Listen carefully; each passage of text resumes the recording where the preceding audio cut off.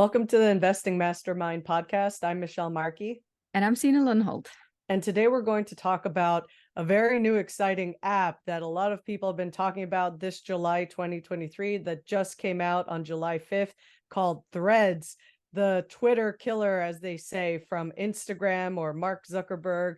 And it's kind of funny because Threads kind of sounds like threat. So I was actually laughing sorry to interrupt, Michelle, but I was laughing a little bit in the beginning when you said Threads, because the two of us, we've been talking about this app. And when I say Threads, it sounds like threats. So to all the listeners out there, I'm sorry for my European accent. It's all good because it really is a Twitter threat. So yeah. it wouldn't be too far off to kind of refer to it as that. Yeah, exactly. So if any listeners are thinking, why is she constantly talking about threats? It's because it's difficult for me to say Threads. Yeah, and this Threads, I guess, it's sort of a funny name because it seems it evokes in your mind. Maybe we should discuss that a little bit, like what you think of. Like I think of like little threads of string or not super significant. If you get some threads, it could be cool, like in your hair, if you get extensions or do something with your hair, those could be considered threads, like kind of like fun, like dreadlocks. But in terms of thinking of it as a technology tool, it's sort of funny how Instagram wasn't able to kind of take on TikTok to make a significant dent in TikTok's market share and mind share, but it seems like it's going after Twitter now. It's like kind of like, oh, there's a wounded animal, let's go after that instead of the beast, TikTok. Yeah, I totally agree. It's kind of strange because I know that Twitter within some segments is a media that's really used, like politicians and some journalists, and that segment is using Twitter a lot, but it's not a super popular media, whereas TikTok is big. And yeah, I wonder why they aren't focusing on eliminating TikTok. To be honest, I don't know a whole lot about Meta as a company. It's not a company that I would invest in for ethical reasons. It just goes against my beliefs. There are other companies that I would invest in that might go against somebody else's beliefs, but where I'm like, no, I'm cool with that. And that's how we're all different. So it's totally okay to be interested in Meta and feeling that that is within your circle of competence. I just, with the whole bullying and everything that is going on, it's a community that's incredibly difficult to moderate. And the way like how social media has been causing a lot of mental young health. daughter, young kids, and I really am concerned about everything that goes on social media. There was a Dove campaign recently. If you haven't checked it out, you should definitely check it out, about a young woman who's been using social media and ended up with a eating disorder. And of course, that could come from many, many places, but I just think it's a toxic environment, and we as the humanity hasn't really done a good job on regulating it enough, says the European who can't access Threads. So I do not have access to the app because I'm European and it has not launched in Europe. Well, supposedly, I don't know which countries it's in, but supposedly it's in 100 countries. And apparently, it was hitting some news headlines with over 100 million users signed up in the last week now. So yeah, but it's in UK, which is, of course, Europe. So I probably should say EU instead of saying Europe. It is in the UK, so UK being England and Scotland and Ireland. So all 60 million of the UK's population signed up. That's the 60 out of 100 million on Threads so far. Yeah, exactly. But in the European Union, it's not available. And I was actually in the US for a couple of days, and I tried to sign up for it just because I wanted to secure Investionista, my username. And of course, also because I was curious. What happened was that Apple could see that my phone is, signed up for Denmark. So I wasn't allowed to actually sign up for Threads. So even though I was in the US, Apple still knew that this phone belongs in Denmark and I Yeah. couldn't sign up. The EU is trying to protect you from the evil American social media. Woo. Yeah, so we don't know exactly why it's not in the EU. What a spokesperson have said is that we won't be able to download it here soon. And what they said is because of upcoming regulatory uncertainty. And that's all we know. But the founder of Instagram and head of Instagram kind of indicated that it could be because of the EU's Digital Markets Act, DMA. That act prevents companies to reuse users' personal data on multiple outlets, for example, their name and location across products. And the reason for that is because of this targeted advertising. And this act wants users to consent to companies being able to track across multiple platforms. Meta does that already. They use data across WhatsApp, Facebook, and Instagram. And now they, of course, also want to do that with Threads. And yeah, in particular in Germany, our neighbors in Germany, they don't want that. They have actually asked Meta to stop combining WhatsApp and Instagram data back in 2019. So it is something that's being frowned upon in the EU to mix data from different platforms. And It seems actually, like what? Go ahead. no, there was a Danish member of the European Parliament that said that the fact that Threads is still not available for EU citizens shows that EU regulation works. I don't know if I Or agree with that, but I think EU politicians are clapping their hands because of this, and the rest of the European citizens, well, some of them probably agree, and others are like, you know. yeah, it's kind of funny. The EU sees Threads as a threat to Europeans' privacy. Oh, boom. Yeah, yeah, We can make exactly. puns all day with Oh my Threads goodness. being a threat. And let's count all the ways that Threads is a threat to humanity. I'm just kidding. I'm sure Meta has all the best intentions and they mean super well. They just want people to be able to come together and we can have a kumbaya moment. Everybody can, relate all the memes and jokes on what they used to use as Twitter. And now they can bring all the jokes to Threads and just have a merry good time. I'm sure I'm everything's going to work shocked that out an just fine. American is using irony right now. I'm just sitting here all shocked. What? I can be sarcastic for official purposes so that hopefully they don't come after us. I have only the highest opinion of Meta, Facebook, Instagram, Threads. They are just the best apps I've ever used. It's funny because from my kids' perspective, I don't love social media, but from a business owner's perspective, I couldn't live without social media, right? That's where I post my content and where I have, I get to reach people. We're posting on Instagram. And so, of course, it's something that's necessary for me as a business owner to reach my audience. Mm-hmm. But yeah, for my kids, I'm concerned. I want to Yeah. talk about the investment opportunity here because what I see and what I hear is people that now want to jump and buy Meta because now there's something new and innovative. I don't know how innovative it is, right? It's not the first time we see this, but there's something new. And should we buy Meta, the parent company? Should we buy that stock? Should we invest in it? Would you jump on that trend? Well, no, but I'm also not the kind of person who gets swept up in the latest and greatest. Like I could care a lot less about whatever new technology comes out or hyped up fun gadget or AI. Like, it's there and it's nice and could be useful, but I'm not chomping at the bit to just sign up to these things right away. I mean, I only signed up to Threads just so that the spam bots don't take my name because sometimes they run amok and then it's kind of annoying and then they try to slide into people's DMs being like, oh, you should sign up with this crypto person and make hundreds of millions of dollars, and only a great fool would do such a thing. So I kind of don't want to allow the spam bots to go crazy, but I only did that kind of as a self-protective measure. But it's not like super appealing to me. Just like Twitter's okay, like I'm on there, but I don't like spend hours of my life on these things. Like I just check them and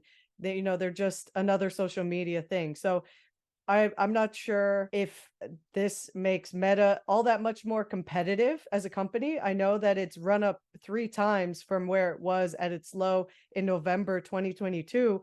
So if you believe in Meta as a company, if it passes your ethical standards, you had to have seen it go on sale back in the fall and been like, now I should buy it because it's ridiculously cheap and I believe in this company and I think it will do great things for the world. And that's when you should have bought, not when, all of a sudden we have this fancy new shiny object that's just, a rehash of kind of like what Twitter came out with 15 years ago. And yet, it's kind of like Twitter somehow has been struggling to crack the advertising nut, but somehow Instagram might be able to monetize. And I actually have another point that I want to follow up with regarding monetization. But yep, that's my 2 cents so far on what I would do. Yeah, and you bring an important point. I think there's a lot of people out there that might be sitting now and thinking, yeah, that's so easy for you to say you should have bought in November. Had I known in November that the stock would go 3 times up, I would have bought it in November. But that's not what we're saying here as Warren Buffett style investors. What we're saying is that you need to do some research on a company. We've talked about a checklist in a previous show, so you want to make sure that you know about this business, and then you just sit and wait, and one day something will happen so that it goes on sale. And that's exactly what happened to Meta. The company went through turmoil and got really unpopular with shareholders. They sold their stocks, and that's where you need to have your investment case on Meta ready and then be able to buy in November. And it takes a lot, especially in the beginning when you're new into Warren Buffett style investing. You really might get nervous. But as you progress as an investor, you seem to be able to stomach that more. You get more confident in your investing decisions. The first time, it can be difficult. So we're not looking back into November and said, oh, you should have bought it there. No, what we're saying is you should have started a long time ago looking into Meta, followed the business and read about it so that when it actually went down in price, then you were ready to go in, buy some shares, and then today you would have been able to reap the reward of your work. So you had another point, Michelle, about Instagram ads, and what were you going to say? Well, what I would like to think is, how Meta's main business model is to make money off of us. We are the product being sold to advertisers. So they get to monetize us at like the more we feed the content, post whatever, we get faced with ads and they hope that we'll be prone to buying whatever from these Instagram or other ads that we might see on their platforms. But instead of allowing ourselves to be influenced like that, we should be the ones monetizing these apps. So do the reverse. And then, obviously that's not in a lot of people's human nature, because if more people thought like us and wanted to monetize these apps as business owners, then they would go out of business because they would never make money on people like us who refuse to buy from their ads. But if you flip it on its head, monetizing media is how a lot of influencers have made plenty of money. And so that's where I would like to think of it as, like, we use it as a tool to benefit us, not just give in to the obvious thing, because we can always do the obvious thing and be mindless consumers. But if we try to think a little bit, we can actually turn it to our advantage. So that's what I was going to say is, like, we want to protect our children from getting, influenced in that way, that if they see like, oh, this fancy game and let me buy some little fun, avatar decoration to put on my character in a game, like, then they'll go to their parents and be like, mommy, can you sign up your credit card? And that's how your kids could get monetized in a way that you don't want. But in order to prevent that, we can all be more mindful about how the business model of these sort of social media tools work, and then try to flip it on its head so that we are advantaged, not as much them. Yeah, exactly. And the difference between trying to jump in on trends and just seize the moment, like, a lot of beginners invest that way of, okay, this is trendy. This seems to be trending.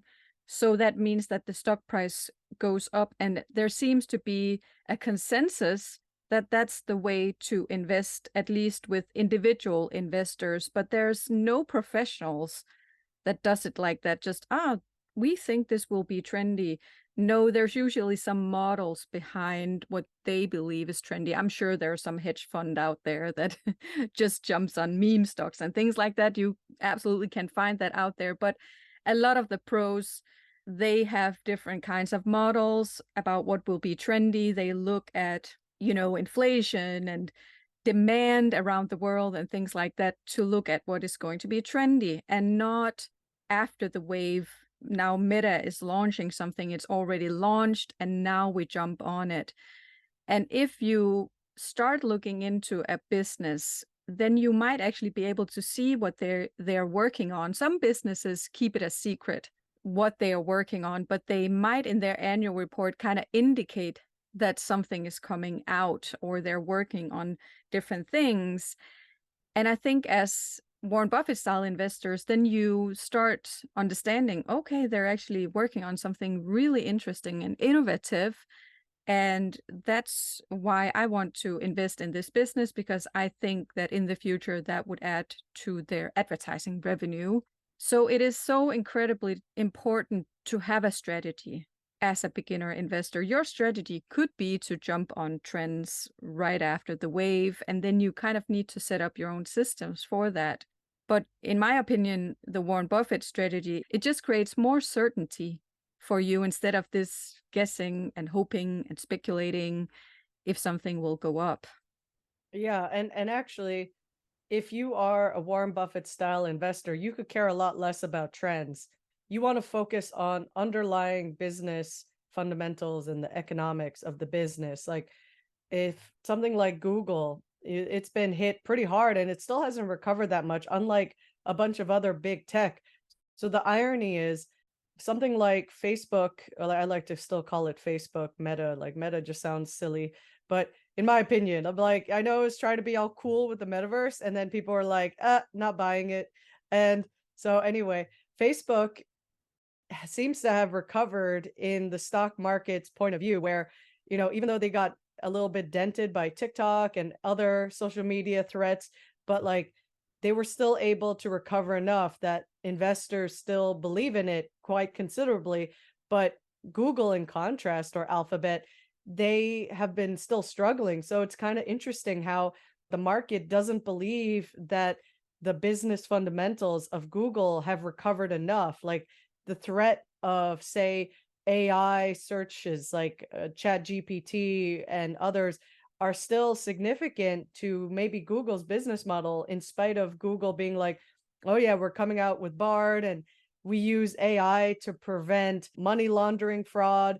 So even though And that their sounds new great, quantum computer that yeah, came even out though it sounds recently. cool, even though those are trendy, those sound like people could get hyped up about, but yet that hasn't moved the needle that much for Google stock. So it's kind of interesting. Like just because something's trendy doesn't mean that the stock is going to go up. So you can't look at necessarily just something being a trend and being like, do I predict this one will be popular, that one will be popular? Like you shouldn't go about it that way. It shouldn't be about that. It should be more like, do we think that the business itself is either contributing a service that people really value?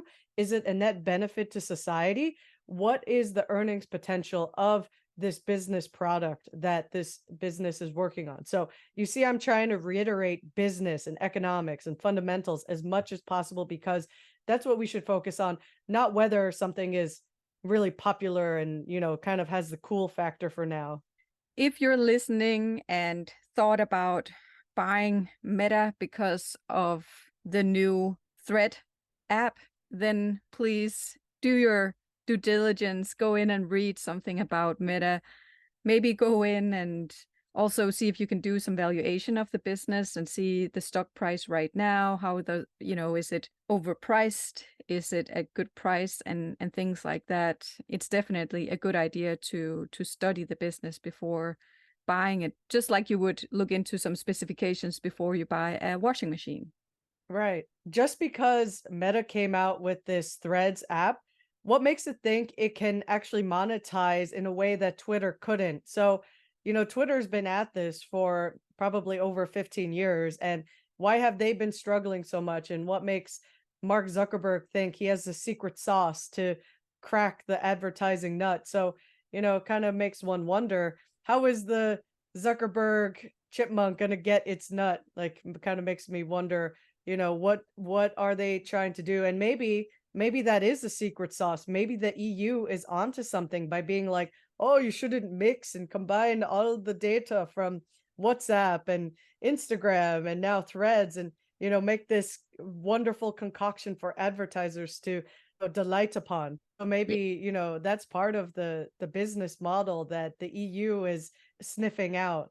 Yeah, absolutely. And it's something that's being discussed is, are they going to be too big, and is it against American law to also grow as big as they're growing? And of course, there's a constant talk about splitting Meta up into separate businesses in the stock market because they've grown so big, and are they having an unfair advantage and things like that. So that's a constant discussion that's going on about the company.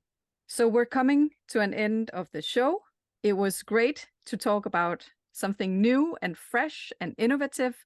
It is exciting. It's fun to discuss, as you can hear. And even though we are Warren Buffett style investors and we like to do all the details, it's fun to also talk about trends. And it's definitely something you can still do as a Buffett style investor. So with that, we are going to end the show, and we will be back on Tuesday. Till next time.